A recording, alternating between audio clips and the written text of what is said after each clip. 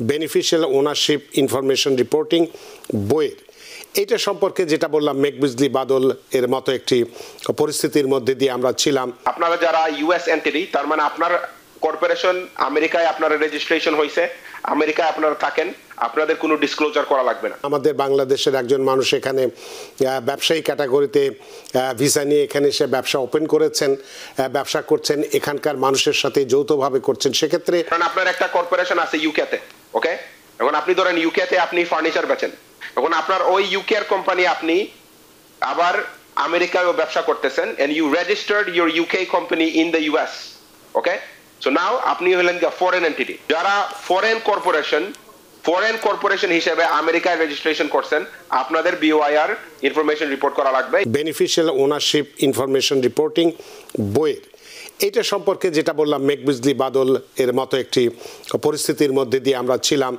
কখনো একটা নির্ধারিত তারিখ বলা হয়েছিল, আবার সেটার মামলা হয়েছিল, স্থগিত হয়েছিল, মামলা থেকে আবার মামলায় হেরে গিয়েছিল যারা মামলা করেছিল, আবার এটা করার জন্য বলা হয়েছিল, এখন আবার দেখা যাচ্ছে সেটিও কার্যকরী হচ্ছে না।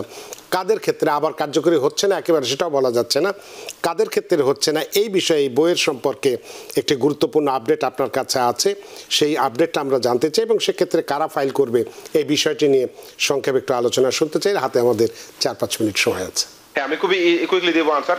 এখন বেনিফিশিয়াল ওনারশিপ ইনফরমেশন রিপোর্টিং, আপনারা যারা ইউএস এন্টিটি, তার মানে আপনার কর্পোরেশন আমেরিকায় আপনার রেজিস্ট্রেশন হয়েছে, আমেরিকায় আপনারা থাকেন, আপনাদের কোনো ডিসক্লোজার করা লাগবে না, ওকে। এখন যেগুলো ফরেন কোম্পানি, তার মানে formed and incorporated under a foreign law country, right, ধরেন আপনার একটা কর্পোরেশন আছে ইউকেতে, ওকে, এখন আপনি ধরেন ইউকেতে আপনি ফার্নিচার বেচেন, এখন আপনার ওই ইউকে এর কোম্পানি আপনি আবার আমেরিকায় ব্যবসা করতেছেন, and you registered your UK company in the US, okay, so now আপনি হলেন foreign entity. All those foreign entities needs to be reported, they need to be ওদের BOIR beneficial ownership information reporting ওদের কাছে ওদের করা লাগবে, ঠিক আছে। আপনারা যারা আমেরিকান কোম্পানি যাদের আছে, আপনি আমেরিকা থাকেন, আপনার LLC আমেরিকায় তৈরি হয়েছে, আমেরিকায় আপনারা ব্যবসাটা করতেছেন, রাইট, রেজিস্ট্রেশন এখানে হয়েছে, আপনাদের BOIR ফাইল করা লাগবে না। যারা ফরেন এন্টিটি, তার মানে ফরেন কোম্পানি আমেরিকায় এসে রেজিস্ট্রেশন করছেন, রাইট, এখন এর মানে নয় যে আপনি ফরেন ইনভেস্টর আমেরিকায় নতুন ভাবে কর্পোরেশন ক্রিয়েট করছেন, that's not okay, that's not gonna count. যারা ফরেন কর্পোরেশন হিসেবে আমেরিকায় রেজিস্ট্রেশন করছেন, আপনাদের BOIR ইনফরমেশন রিপোর্ট করা লাগবে। You need to disclose the owners that are 25% or more, 20% or more। তো সেক্ষেত্রে কি বড় ব্যবসায়ী বা ছোট ব্যবসায়ী লোক সংখ্যার কোনো সীমাবদ্ধতা আছে? No, it doesn't matter. If you have a foreign owner, you need to disclose.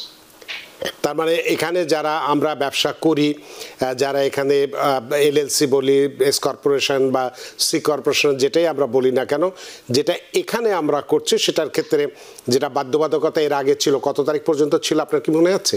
যেটা এপ্রিলের কত তারিখ বোধহয় মধ্যে করতে বলা হয়েছিল না, মার্চের 21 তারিখ। তাহলে এখন সেটা লাগছে না, এইটা আপনার লাগতেছে না, right. Sorry, by the way, 25% owner, ঠিক আছে।